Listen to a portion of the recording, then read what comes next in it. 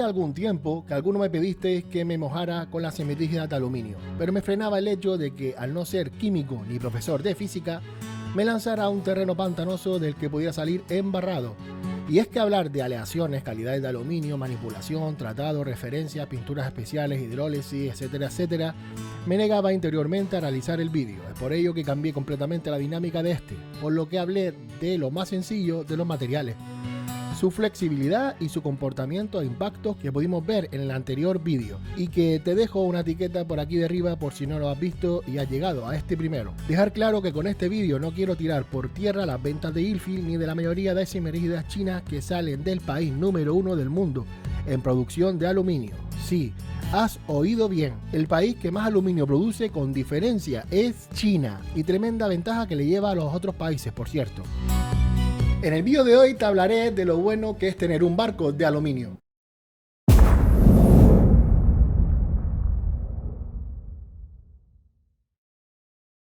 Porque, como es lógico, no pienso esconder nada. Aquí se habla de lo bueno y lo malo, ya que a mí no me repercute para nada. Es más, me puede hasta perjudicar hacer estos vídeos, ya que posibles futuros sponsors o review de astilleros denieguen colaborar con el canal. Pero quiero dejar huella en el sector, y si soy parcial o fanático a una marca, la huella será la de un mosquito. Y si no me comprometo con nadie, dejaré la huella de un elefante. ¿Es la pisada más grande que hay de animales? Google, venga, va.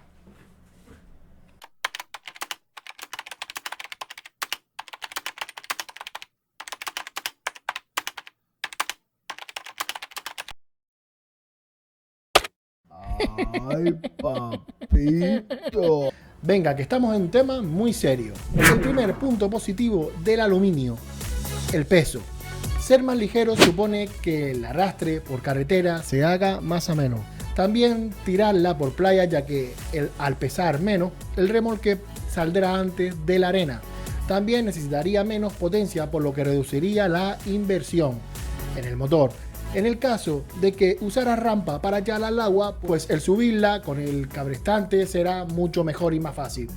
Pues todo ok, esto es lo lógico, de lo que la gente habla y sobre todo de lo que presumen los fabricantes de semirígidas de aluminio. Pero caray, yo levanté una Ilfil de aluminio y no era una pluma. Pensé que sería mucho más ligera, pero no. Es por ello que me dirigí nuevamente a internet y, tras varias comparativas de peso, descubrí que no es la realidad, que una semirrígida de aluminio no es más ligera, al menos en los casos que busqué de semirrígidas de loras iguales y equipamiento muy parecido, y que te presentaré para que los veas por ti mismo. Todas ellas inferiores a 6 metros de lora.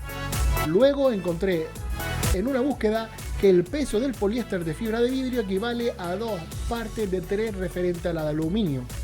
Es decir, que de 30 kilos que pesase una barra de aluminio, en fibra pesaría 20 kilogramos. En verdad que esta información se basa en perfilería industrial en la que compiten distribuidores de acero, aluminio y poliéster. En nuestro caso, en la semirígida se trabaja con madera en los refuerzos interiores, aunque también ya están presentes los refuerzos de materiales compuestos y mucho más ligeros que la madera. En el caso de los barcos de aluminio, todo es de ese material. Es por ello que quizás ahí es donde recupere la ligereza en comparación con la de la fibra a partir de los 6 metros. Pero los pesos de esa eslora hacia abajo son mejores los de fibra, así que lo de la ligereza nos quedamos en que los de fibra son más ligeros según indican las webs de los propios fabricantes. Esto era un punto positivo o al final negativo, dejémoslo así. Supuestamente era más ligero según los fabricantes de barcos de aluminio. El segundo punto positivo la daremos a la dureza. No nos engañemos, para perforar un casco de fibra de vidrio se requiere menos fuerza que uno de aluminio, o eso creo. Aunque sea difícil, se puede romper, pero eso no descarta de que el de aluminio también se pueda perforar con una piedra. Claro ejemplo, el Fred Olsen del Agaete, que se quedó semi hundido por perforar su casco, las piedras que están a la entrada del muelle en la copera. Así que, como en el caso anterior, muchas letras de los fabricantes, y por Dios, nadie hace una comparación real filmada, que hoy día hay muchos medios para certificarlo. Me asombra que incluso los americanos no se hayan prestado a ello. Así que si algún día tengo el nivel económico y puedo costearme de hacer la prueba, pues sería un honor para mí hacerla con mi método. El tercer punto positivo es que es reciclable, pues es lo mejor del aluminio, sin lugar a dudas. A esto sí que no hay que darle una vuelta, y es que nunca habrá cascos sin tubulares o, como en mi caso, listos para convertirlos en algún objeto de provecho si es de aluminio, ya que lo llevas a la recuperadora y mal pagados porque estará pintado o tratado te darán dinero por él. Todo lo contrario que en la fibra. Espero que esto no fomente los robos de los barcos de aluminio. Podría ser un punto negativo en vez de positivo. Ahora que ya sabemos lo bueno que se comenta, pero que no me queda claro por los datos que encuentro en internet, te mostraré lo negativo de las semirígidas de aluminio. El primero y del que se habla tanto son los botes que da cuando hay olas, debido a su ligereza, según los que confirman esta teoría. Esto en el Atlántico, en donde estoy, es un hándicap bastante importante, pero creo que el problema no es el peso en sí, sino dónde se reparte este.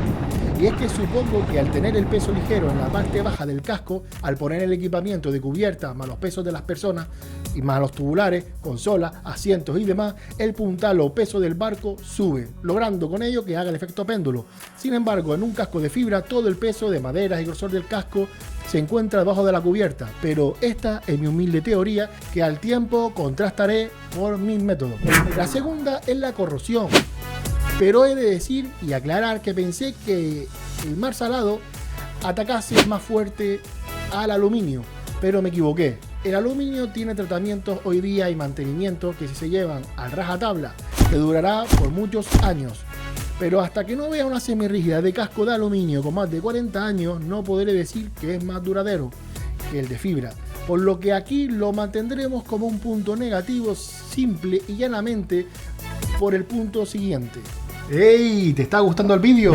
Recuerda, dale a la campanita y suscríbete, que es gratis. Este punto creo que es el peor, y es que uno de los metales que más perdura en el tiempo es el acero inoxidable 316. Eso lo sabemos todos los que estamos en el mundo de la náutica o carpintería metálica, que trabajan frente al mar. Aparte de su dureza, también es lo precioso que es el cromado. Y es que eso que te puede reflejar en casi cualquier sitio de un barco mola, en la náutica y fuera de ella. Y si a ti también te gusta el acero inoxidable y el cromado, debes saber que en la semirrígida de aluminio apenas podrás verlo.